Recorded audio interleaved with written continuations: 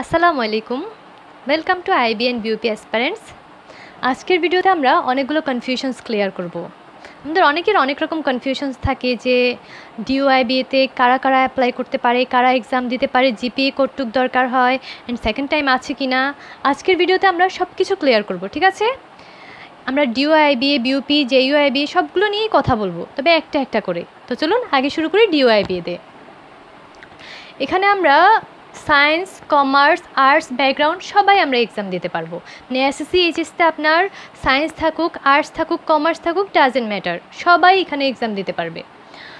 Even মাদ্রাসা background যে স্টুডেন্টগুলো আছে তারাও পার্টিসিপেট করতে পারে, আর এ লেভেল ও লেভেল যারা আছে তারাও এখানে পার্টিসিপেট করতে পারবে, কোনো সমস্যা নেই।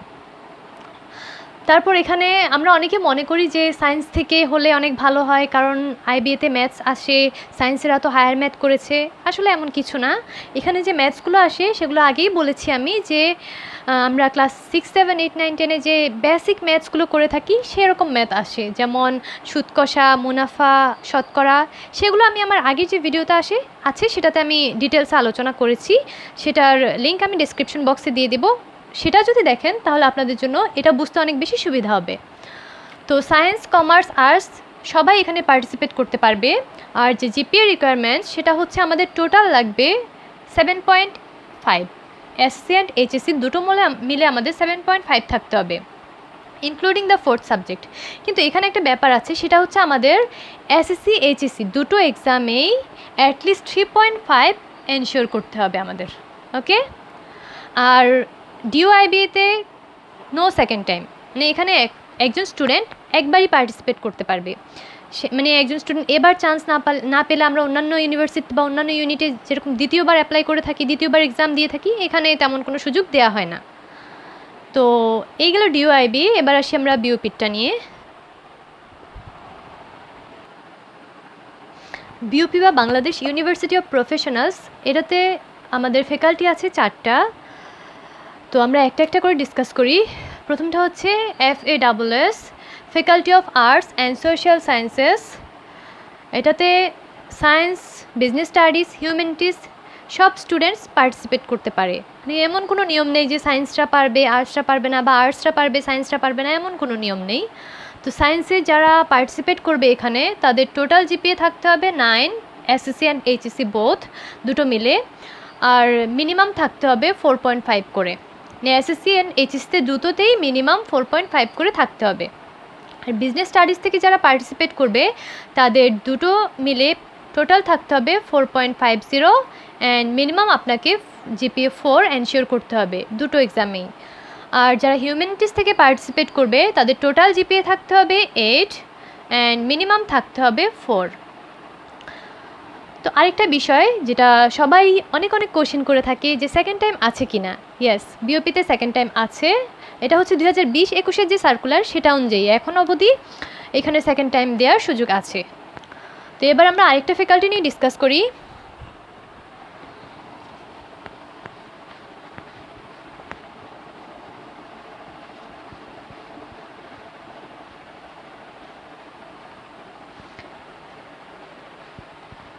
তো এবার যে ফ্যাকাল্টিটা নিয়ে ডিসকাস করব আমরা সেটা হলো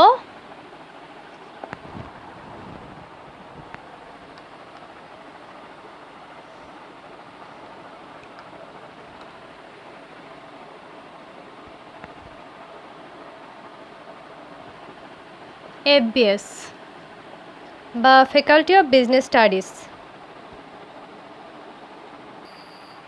বিউপির যে FBS ফ্যাকাল্টি আছে বা ফ্যাকাল্টি অফ বিজনেস স্টাডিজ, সেখানেও science, business studies and humanities সব ব্যাকগ্রাউন্ড স্টুডেন্টসরা পার্টিসিপেট করতে পারবে।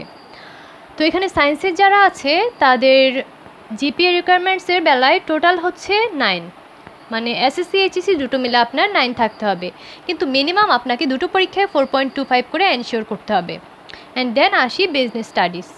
বিজনেস স্টাডিজ থেকে যারা পার্টিসিপেট করবে তাদের আপনাদের টোটাল থাকতে হবে 8.50 দুটো এক্সাম মিলে, বাট মিনিমাম আপনাকে জিপিএ 4 করে এনশিওর করতে হবে দুটো এক্সামেই। আর হিউম্যানিটিসের বেলায় টোটাল থাকতে হবে আপনাকে 8.50, অ্যান্ড মিনিমাম আপনাকে 4 করে থাকতে হবে প্রতিটা এক্সামেই। ওকে, তো এটা গেল বিউপির এফবিএস ফ্যাকাল্টি। এবার আমরা আরেকটা ফ্যাকাল্টি নিয়ে ডিসকাস করব।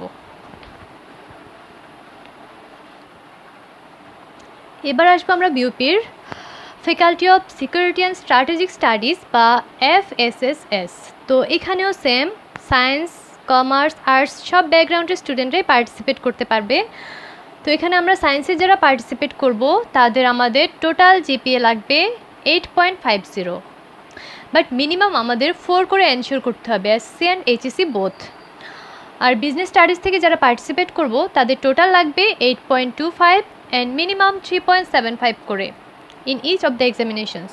অ্যান্ড হিউম্যানিটিসে আমাদের টোটাল লাগবে 8.25 অ্যান্ড মিনিমাম লাগবে 3.75 করে। ওকে, তো এরপরে আমাদের আরও একটা ফ্যাকাল্টি আছে, সেটা নিয়ে বলি।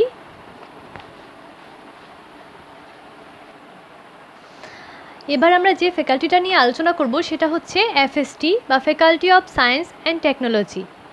এটা হচ্ছে শুধুমাত্র সায়েন্সদের ফ্যাকাল্টি, যেটা আমরা নাম দেখে বুঝতে পারছি। এখানে যারা সায়েন্স ব্যাকগ্রাউন্ডের স্টুডেন্ট আছে, এসএসসি অ্যান্ড এইচএসসি দুটোই সায়েন্স থেকে হতে হবে, শুধুমাত্র তারাই এখানে পার্টিসিপেট করতে পারবে। তো এখানে তাদের টোটাল জিপিএ থাকতে হবে 9.25, বাট মিনিমাম 4.50 করে আপনাকে দুটো এক্সামেই এনশিওর করতে হবে। এসএসসি অ্যান্ড এইচএসসি দুটোতেই কমপক্ষে 4.50 করে থাকতে হবে।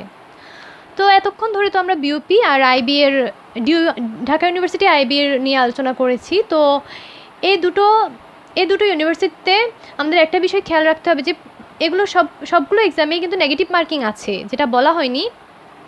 প্রতিটা ভুল অ্যান্সারের জন্য আপনাকে 0.25 করে মাইনাস হবে। আপনার টোটাল মার্কস থেকে প্রতিটা ভুল অ্যান্সারের জন্য 0.25 করে মাইনাস হবে।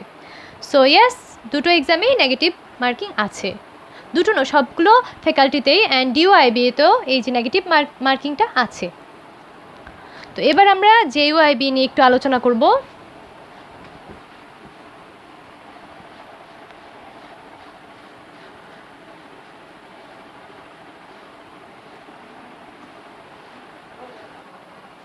তো এবার আসি আমরা জেইউআইবি বা জাহাঙ্গীরনগর ইউনিভার্সিটির যে আইবি আছে সেটা।